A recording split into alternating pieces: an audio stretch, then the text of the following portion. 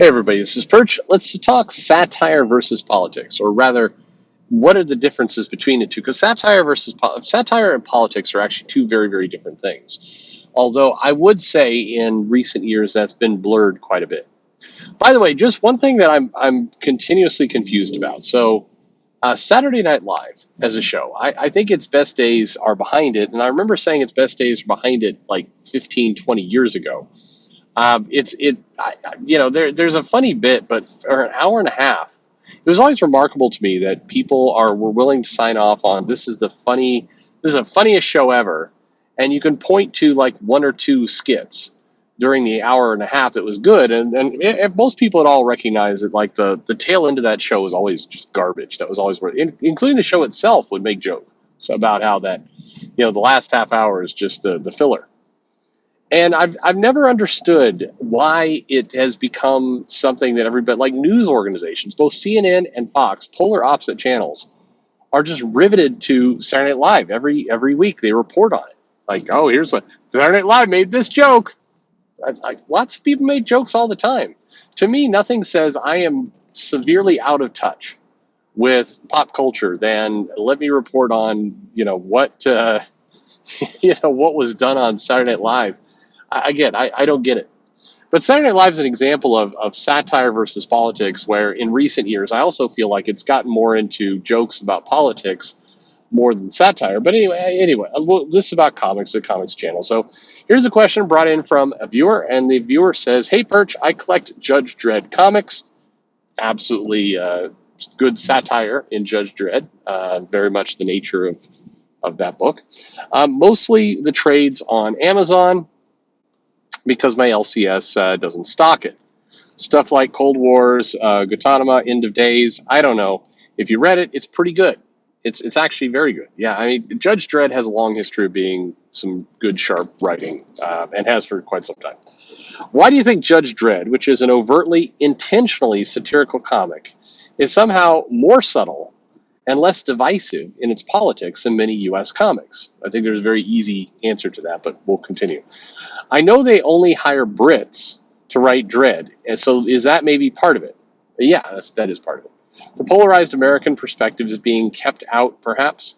The difference feels night and day, and there's some irony in the satirical comic being the safe bet for more straight-up traditional action. I don't know if irony is the word. Depression? Sadness? I'm not sure. When Dredd when Dredd comics go political, it feels far less angry and malicious. I think you've commented on this on in manga too.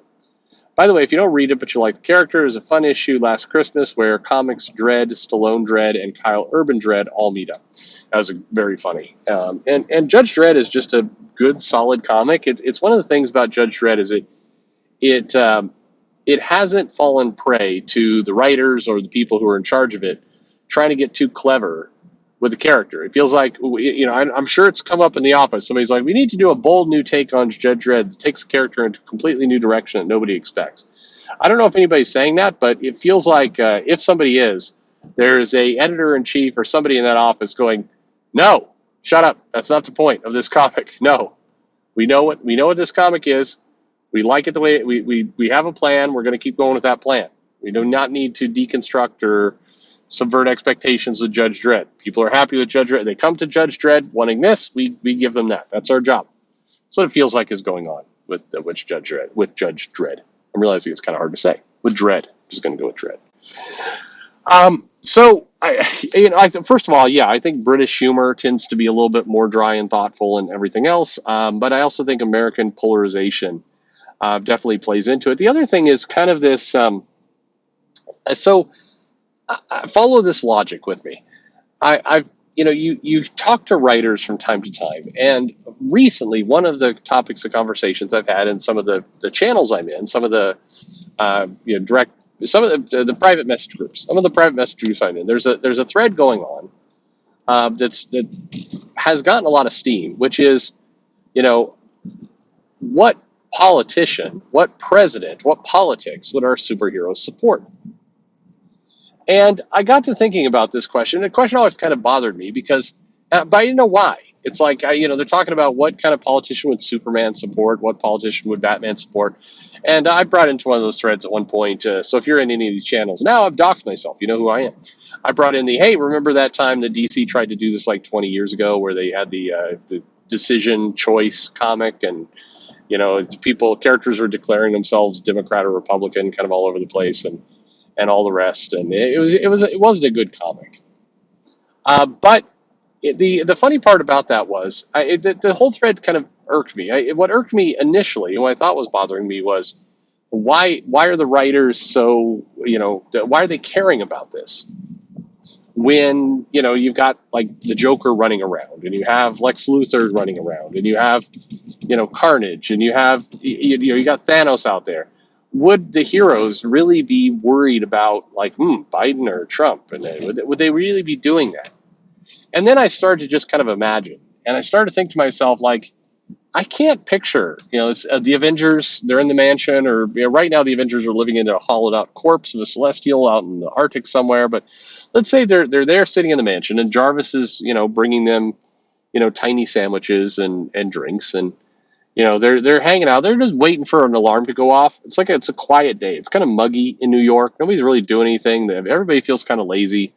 They're just like, man, where's Baron Zemo? Like, he needs to try and rob a bank or something. Like, I'll even take the porcupine trying to, break into the Met. Can somebody do something? So the Avengers are all bored, and so they invariably turn to conversation. And Captain America's sitting there, and there's a Wasp, and there's Hank Pym, and there's Thor and Iron Man.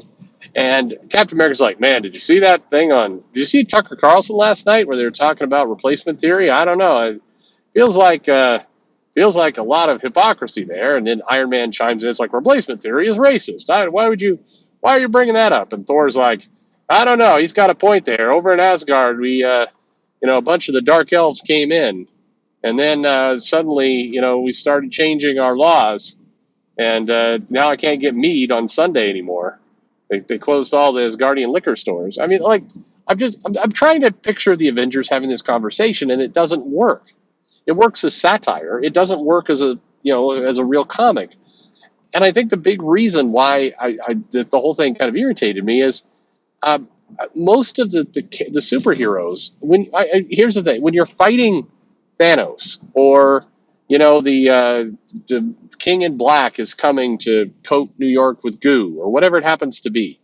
I think once you've experienced enough of those, who the president is, or, hey, did you see that Hillary's lawyer admitted that Hillary was the one who leaked the story to the FBI and all this kind of stuff?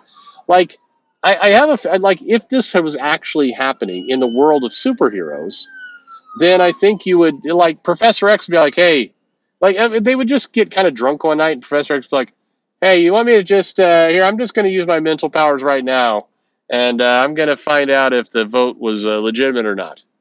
Oh, it was. Pennsylvania was fine. Hand me another, cup of sherry. Whatever Professor X is drinking. Like, this entire thing of like, hey, did Hillary delete emails on purpose? Again, Professor X is like, all right, I'll do it again. Like, yes, she did. Yes, she did. She's pretending to be a clueless grandma, but she totally effed it up, and she did this on purpose. Yes. Let's get Comey in here. By the way, Comey likes to dress up in women's lingerie. Like, I mean, just these problems would be solved incredibly quickly, and as a result, I think the heroes wouldn't get involved in this kind of stuff. Like, I picture a reporter going up to Thor, like, so do you support the MAGA group, or are you in for AOC? I feel like Thor's answer would be like, yeah, I'd have sex with AOC. Wait, what was the question again? That's where it would go. These characters are not going to care about politics. Even Captain America, who is Captain America, I think Captain America would be like, well, people should expect a fair election. And they're like, okay, but who are you going to be voting for? And Captain America's like, lady, I'm going over here to fight Thanos.